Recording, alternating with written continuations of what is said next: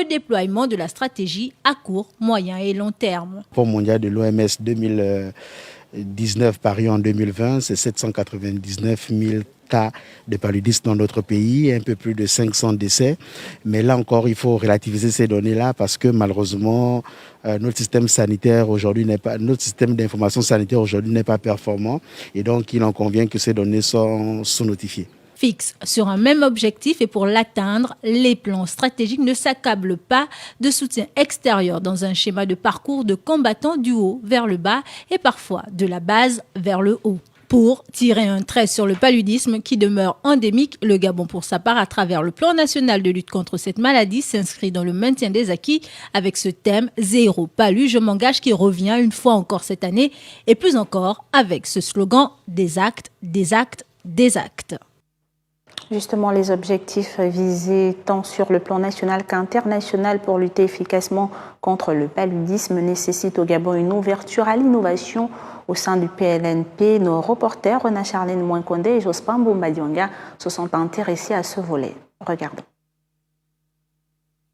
Aligné sur une perspective de redynamisation de son action pour la rendre visible sur le terrain, le Programme national de lutte contre le paludisme au Gabon a relevé dans le cadre de la Journée mondiale de la créativité et de l'innovation bon nombre d'avancées derrière le combat logistique de la distribution sur l'ensemble du territoire national de moustiquaires imprégnés. On a initié déjà en 2020 le système du TDR au niveau des officines pharmaceutiques pour qu'aujourd'hui, lorsque un patient arrive au niveau de la pharmacie, il puisse d'abord avoir un test de diagnostic rapide pour confirmer le diagnostic avant la vente de tout produit pharmaceutique ACT.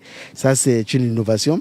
En effet, le paludisme reste un problème de santé publique du fait de sa mortalité et de sa transmission élevée avec à ce jour 797 278 cas chez les adultes, 66 152 cas chez les enfants de 0 à 5 ans et 591 décès pour tout âge confondu.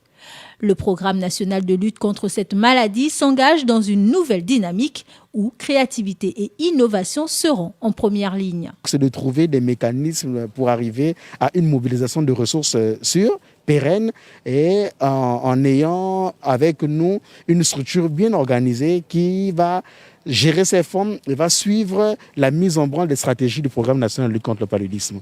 La Journée mondiale de la créativité et de l'innovation est l'occasion de rappeler à quel point l'innovation et la créativité sont essentielles pour exploiter le potentiel économique des nations où la santé des populations, notamment, occupe la première place. Et de son côté, l'Organisation mondiale de la santé veut éradiquer le paludisme dans 25 pays supplémentaires d'ici 2025. Ceci grâce à une nouvelle initiative lancée ce mercredi en prélude à la journée mondiale contre cette maladie qui tue des milliers de personnes chaque année. Le récit de Deolune Zouti. L'initiative I-2025 de l'OMS vise à apporter un soutien aux pays choisis en vue de l'élimination du paludisme. Un objectif de santé publique et de développement durable, ambitieux et considérable pour les 25 pays répertoriés, sur la base d'un programme de lutte contre le paludisme, déjà bien en place dans ces communautés avec des responsables spécifiquement chargés de l'appliquer, et parce que les experts de l'OMS les jugent capables d'atteindre les objectifs fixés. À la liste des 17 autres États qui participent déjà à la campagne précédente, mais qui n'ont pas encore réussi à éradiquer la maladie, viennent s'ajouter désormais 8 nouveaux pays. Il s'agit du Guatemala, du Honduras, de Panama, de la République dominicaine, de la Corée du Nord, de Sao Tomé et Principe et du Vanuatu. Selon les statistiques de l'agence onusienne, 87 pays sont affectés par le paludisme dans le monde. 46 d'entre eux ont déclaré moins de 10 000 cas en 2019 contre 26 pays seulement en 2000. À la fin de l'année dernière, 24 pays avaient réussi à interrompre la transmission du paludisme depuis 3 ans ou plus. Sur ce total, 11 pays étaient déclarés exemptés de la maladie. Parmi les pays sélectionnés, certains d'entre eux n'ont plus déclaré de cas indigènes de paludisme, mais n'ont pas demandé la certification officielle de pays exemptés de paludisme délivrée par l'OMS. Un succès dans la lutte contre le paludisme, dû avant tout à la volonté politique de mettre fin à la maladie dans des pays où elle est endémique. De la santé à l'environnement, il n'y a qu'un pas que nous franchissons maintenant. Un atelier sur l'analyse des secteurs moteurs impactant la faune, la flore terrestre et maritime s'est tenu ce mercredi à Libreville à travers le projet BioDev 2030. Ces travaux visent à identifier les deux principaux acteurs entre la direction de l'environnement et les partenaires. Le point avec Marie-Pascale Moulissi et Adam Chiki. Cet atelier va permettre de mieux préserver la biodiversité. Le projet BioDev 2030 soutient les États à travers l'élaboration d'un plan de protection. Le projet BioDev 2030 est un projet soutenu par l'Agence française de développement et le WWF au niveau national, qui permettra au ministère de l'Environnement de déterminer quels sont les grands secteurs des activités économiques au Gabon responsables des atteintes à la qualité de notre biodiversité.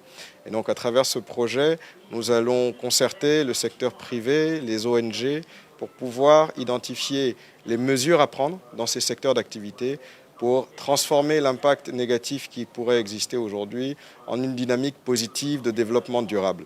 Et donc la volonté de ce projet et celle du gouvernement est donc de faire en sorte que notre croissance économique soit basée sur des activités durables et qui préservent la qualité de notre biodiversité. Pour l'instant, au Gabon, nous sommes dans la première phase, qui est une phase d'étude, d'identification des menaces, des pressions et des états des écosystèmes.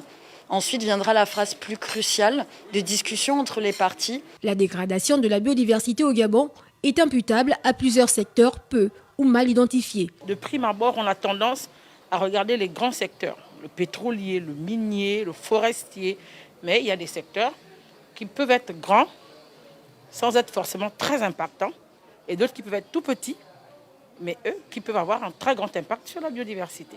Donc cette étude-là, qui est financée par l'AFD et donc qui est portée par le ministère des Eaux et Forêts au travers de la Direction générale de l'environnement et de la protection de la nature. Nous, notre rôle est un rôle de coordination. Les résultats de cette étude vont considérablement permettre au Gabon de réduire la pollution de la biodiversité dans le pays. Le Gabon a fait de la lutte contre les changements climatiques et la protection de l'environnement son cheval de bataille. Et puis, il vous souviendra que le président gabonais Ali Bongo Ondimba annonçait dans l'un de ses discours la valorisation des entreprises locales dans le cadre du vaste plan de construction et de réaménagement des écoles. Une promesse qui se matérialise aujourd'hui car la PME gabonaise détient majoritairement ces chantiers. Voyons cela dans ce clin d'œil signé Linda Ningon et Alban Bumba.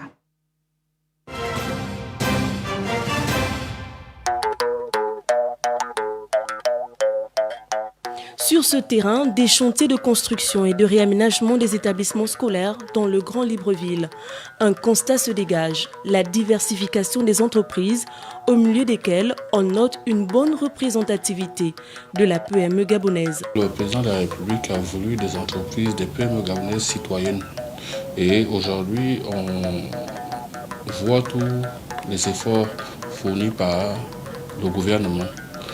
Nous avons des PME aujourd'hui qui sont représentées pendant les appels d'offres. Alors, en termes d'accompagnement aujourd'hui, peut-être allons-nous solliciter simplement peut-être la création d'un fonds de garantie parce que ce qui embête les PME, beaucoup d'entre elles, c'est que les grandes banques n'accompagnent pas forcément les PME. Bon, ici, nous sommes sur le site du CS de Ntoum Cimenterie. Bon, les travaux, on a commencé les travaux le 21 janvier. On est en train de faire avancer les travaux. Bon, nous avons 2 bâtiments, à chaque bâtiment 5 salles de classe et les 2 bâtiments font 10 salles de classe. C'est lors de son discours à la nation du 31 décembre dernier que le chef de l'État gabonais Ali Bongo Ondimba a décrété 2021 comme une année de rattrapage pris dans l'exécution de certains chantiers de développement. Il y a beaucoup d'avancées, évidemment. On a vu la révision du Code des marchés publics en faveur des entreprises citoyennes. Donc aujourd'hui, s'il y a lieu de faire une comparaison avant 2009 et aujourd'hui, non. Aujourd'hui, nous pensons que nous avons beaucoup plus d'opportunités sur le marché du travail comparé aux années avant. C'est ainsi que sur le terrain, plus de 70% des chantiers de construction et de réaménagement de voiries sont détenus par des entrepreneurs gabonais. Tous les marchés, généralement, c'est des appels d'offres. Soit ça peut être des appels d'offres publics ou restreints. Mais dans le cas de l'espèce, en fait, ça a été au départ l'appel d'offres, comme on va dire, restreint. Parce que pour ce projet, qui est Gabon vert pour l'éducation, nous, la société de TGS, nous sommes là-dessus depuis le début. Nous essayons d'accompagner le gouvernement, monsieur le ministre nous avait contacté par rapport un peu aux publications que nous faisons et par rapport à ce que nous avons déjà réalisé. Donc nous avons conçu depuis le départ déjà tous les plans, tout le travail technique a été fait ici. L'ouvrier sera donc jugé au pied du mur. La PME gabonaise a là une occasion de faire valoir son potentiel et de contribuer au rayonnement de l'économie nationale, comme le recommande le projet d'ordonnance pris en Conseil des ministres le 22 janvier dernier et qui vise à encadrer la sous-traitance. Et parlons en bref de cette distinction prix Agathe Okumbado Kwatsege. La seconde édition de cette année a consacré l'ONG Malachi, engagée dans le renforcement des capacités des femmes commerçantes. L'initiative portée par la Fondation Sylvia Bongo Ondimba pour la famille a vu la présence de la première dame du Gabon et du Premier ministre Rose Christiane Osuka Raponda. Nous y reviendrons avec force et précision au cours de nos prochaines éditions d'information. Associations finalistes pour un lauréat et 2 prix d'encouragement. La seconde édition du Grand Prix Agathe Okumbado Kwatsege a rendu son verdict. Pour l'année 2021, le concours consacre l'ONG Malachi, engagée depuis des décennies dans le renforcement des capacités des femmes commerçantes. On va donc appeler la lauréate de ce Grand Prix, l'ONG Malachi.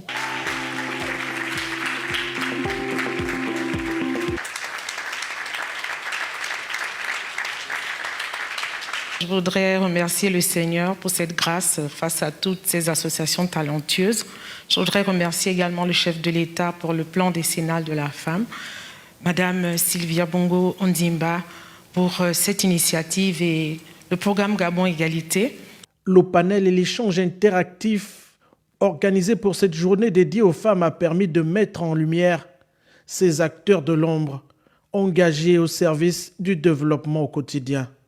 Aujourd'hui, je me trouve ici, mais ça n'a absolument pas été facile. Pendant 1 an, j'ai travaillé toute seule à la ferme. Donc, il faut, oui, j'étais passionnée, mais il faut être déterminée, il ne faut pas abandonner. L'initiative portée par la Fondation Sylvia Bongo Ondimba pour la famille vise à valoriser le rôle de la femme pour son autonomisation. Cette dynamique contribuera, je le crois, à faire du Gabon de demain un pays où les femmes pourront bénéficier pleinement de leurs droits. Pour ma part, je continuerai ce combat à vos côtés. Initialement prévue à 40 millions, la Fondation cette année, au vu de la qualité des dossiers de candidature, a décidé de revaloriser le concours. Fait majeur en cette édition 2021, 2 prix d'encouragement ont été décernés à l'Association nationale des aveugles et amblyopes du Gabon et celle des sœurs salésiennes Don Bosco qui reçoivent chacune 10 millions de francs CFA. Malachi, l'ONG lauréate, quant à elle, empoche 30 millions de francs CFA. Voilà, vous l'aurez compris, c'est donc l'ONG Malachi, nous réitérons, qui est engagée dans le renforcement des capacités des femmes commerçantes qui a été sacrée cette année. Rien à voir avec ce qui précède après l'installation de Sim Gabon 2 qui bénéficiera à plus de 190 000 personnes dans le Grand Libreville. C'est au tour du 2e arrondissement de Franceville, dans le Haut-Togo au sud-est du Gabon, de voir sa desserte en eau améliorée avec une nouvelle installation. Ainsi, près de 50 000 personnes seront directement impactées, le constat de la communication présidentielle. Le suppresseur sectoriel de la commune de Franceville, c'est une nouvelle unité de production d'eau potable qui vient améliorer la desserte du précieux liquide dans le 2e arrondissement de la capitale provinciale du Haut-Togo. L'action qui a été menée par la SCG, c'est de pouvoir améliorer la desserte en eau du 2e arrondissement de Franceville. Ce 2e arrondissement de Franceville a une population estimée à 45 000 habitants et du fait de l'évolution démographique de la ville, les approvisionnements en eau de cette partie de la ville ont connu des difficultés. Les travaux entamés en novembre dernier grâce au coordonnateur général des affaires présidentielles visent à répondre efficacement aux préoccupations des populations en matière d'accès à l'eau potable. L'action entreprise par la SEG est salutaire. Salutaire dans la mesure où la mise en service de cet ouvrage permettra aux populations du 2e arrondissement de bénéficier de l'eau courante en tout temps et en toute heure. Et en fonction de la capacité de production de cette station, nous pensons que les arrondissements avoisinants pourront également bénéficier de ces bienfaits. Dans les quartiers du plus grand arrondissement de Franceville, les populations expriment ici leur satisfaction. Il y avait des coupures, mais c'est déjà venu. C'est déjà OK. Contente d'avoir l'eau, oui, parce que la vie c'est l'eau. S'il n'y a pas l'eau, on ne peut pas vivre. Ça me fait la joie pour arranger le quartier. Au moins, je pourrai maintenant puiser l'eau bien chaque matin. Vraiment, merci. Je dis merci pour l'État gabonais qui a pensé à la population. La mise en fonction de ce suppresseur sectoriel est une solution technique élaborée par la Société d'énergie et d'eau du Gabon, SEG, en vue de mettre un terme au stress hydrique dans cette zone. Voilà qui met un terme à cette grande édition d'information de la soirée. Place à présent au rappel des titres. Au Tchad, le conseil militaire mis en place pour assurer l'intérim après la mort du président a dit poursuivre le combat contre le terrorisme malgré les menaces des rebelles. Nous l'avons vu, le Maroc a été élu par acclamation à La Haye à la présidence du conseil exécutif de l'Organisation pour l'interdiction des armes chimiques pour un mandat d'une année allant du 12 mai 2021 au 11 mai 2022. Au Gabon, malgré la Covid-19 qui sévit, les autorités n'oublient pas les autres maladies, à l'exemple du paludisme. Les hommes et femmes des médias ont été édifiés ce jour afin de susciter l'adhésion des populations aux stratégies de lutte contre cette maladie. Le clin d'œil de ce soir a fait une part belle à la PME gabonaise qui se trouve aujourd'hui au cœur du vaste chantier de réaménagement et d'extension des établissements scolaires. C'est donc tout pour l'actualité du jour qui se poursuit d'ailleurs sur nos adresses qui s'affichent au bas de l'écran, mais également sur www.gabon24.ga, ou aussi des programmes sur Gabon 24.